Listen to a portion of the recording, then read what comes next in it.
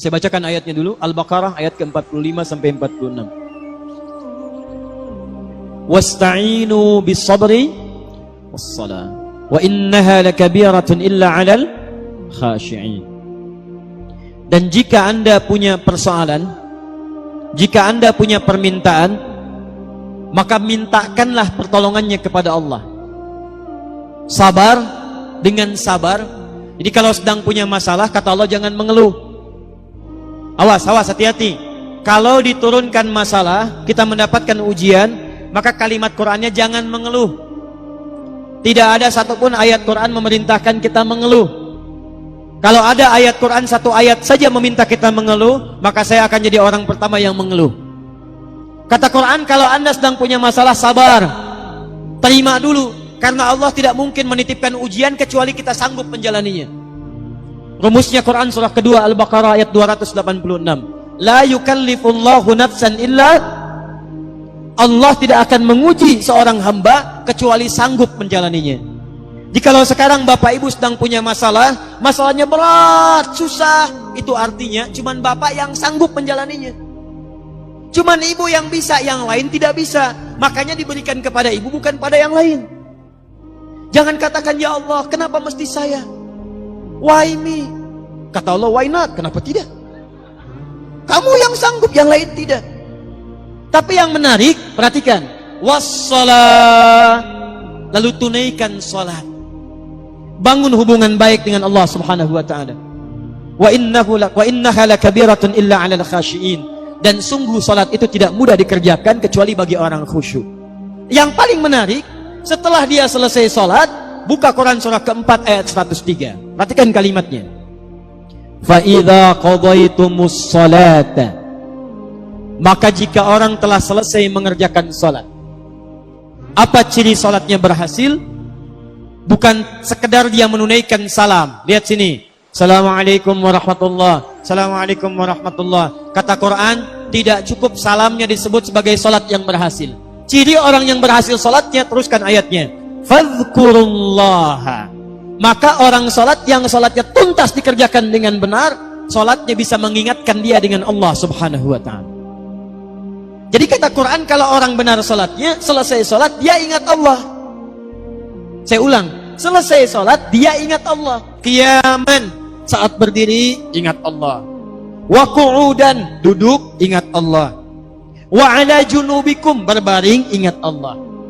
Sedangkan kaidah mengatakan, kaidah al-qaidatu taqul, orang yang ingat Allah, alladzi yadhkurullaha fi hayati, orang-orang yang selalu ingat Allah dalam kehidupannya, itu mustahil akan menyimpang dari hukum-hukum Allah. Lihat, orang salat dekat dengan Allah, selesai salat ingat Allah. Kaidah mengatakan orang yang ingat Allah mustahil akan menyimpang dari hukum Allah. Sedangkan hukum Allah mengatakan setiap orang yang dekat dengan Allah pasti jadi orang baik.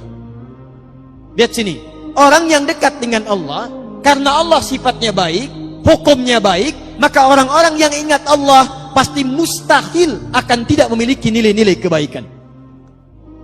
Makanya Quran langsung menyebutkan, orang yang ingat Allah, maka matanya hanya akan dipakai pada yang baik-baik. Orang yang ingat Allah, telinganya akan mendengar yang baik-baik. Orang yang ingat Allah, tangannya akan memegang yang baik-baik. Bagaimana cara mengingat Allah? Salat. Karena itu orang yang selesai salat mustahil berbuat maksiat. Otomatis orang yang salat itu akan selalu berperilaku baik dalam kehidupannya. Contoh nih Bu, Pak, apa fungsi mata? Melihat. Tuh. Bapak Ibu punya mata, melihat. Kambing pun punya mata, kambing melihat. Sekarang apa bedanya mata orang rengat dengan mata kambing rengat? Kalau cuma melihat, kambing pun melihat. Kalau cuma melihat, elang pun melihat. Tuh lihat, elang naik sampai Gunung Karang, naik sampai ke awan. Anak ayam kelihatan. Ayam Bapak Ibu diambil elang, dari atas kelihatan.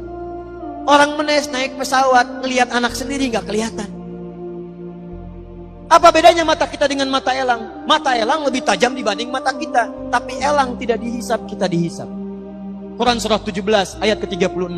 Innas sam'a wal basara wal fuada kullu ulaika kana anhu mas'ula. Sungguh pendengaran manusia, penglihatan manusia, bahkan pikiran manusia satu saat akan dihisab oleh Allah Subhanahu wa taala. Kalau mata biasa dipakai melihat saja, tapi tidak melihat yang baik-baik, maka hisabnya akan berat bagi orang yang punya mata ini. Maka itu turun ketentuan di Quran surah ke-24. Ayat 30 untuk laki-laki, ayat 31 untuk perempuan. Perhatikan kalimat Qurannya. Qul lil mu'minina yaghuddu min absarihim. Katakan pada orang-orang yang beriman, ciri orang beriman itu salat. Orang yang salat ingat kepada Allah, maka mata orang salat yaghuddu min absarihim, maaf, akan dipalingkan dari perbuatan maksiat. Jadi fungsi mata kita itu, mata orang salat bukan sekedar melihat, tapi melihat yang baik-baik. Kalau tidak baik tidak akan dilihat. Buka Facebook, Masya Allah, lihat status, yang dilihat status istri orang. Mustahil. Jadi kalau anda benar salatnya, mustahil pandangannya dipakai untuk maksiat. Keluar dari masjid, Masya Allah, masih ada yang tertukar sandal.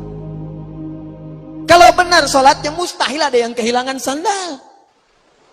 Di sini ada yang begitu? Tidak, alhamdulillah, tidak beda. Ya.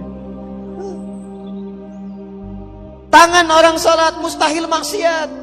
Datang ke kantor, ditawari disogok, gak akan diterima. Pak, tolong Pak, tanda tangan Pak, 10 juta. Maaf, ini jari tahiyat, tidak akan pernah dipakai maksiat. Sholat. Naik Pak, 100 juta. Sebentar, istikharah dulu ya. Bisa. Jadi kalau benar salatnya, pasti akan baik kehidupannya. Lisannya tidak akan dipakai mencela. Turun Quran surah 49 ayat ke-11. Ya ayyuhalladzina amanu, iman. Iman pasangannya amal soleh, turunan amal soleh salat. La yaskhar qaumin qaum, jangan saling mencela. Jadi kalau ada orang salat masih mencela, ada yang salah dalam salatnya. Ini belum salat sudah dicela imamnya. Siapa imamnya? Oh si fulan. Ah, bunga. Oh, Masya Allah. Ah, itu. Ada orang sekarang suka mencela? Ada yang suka bertengkar? Ada. Kalau orang itu salat, berarti ada yang salah dalam salatnya. Ini mau sholat subuh, sibuk, ribut. Yang satu kunut, yang satu tidak. Gara-gara kunut saling mencela. Akhirnya ujung-ujungnya nggak pada sholat.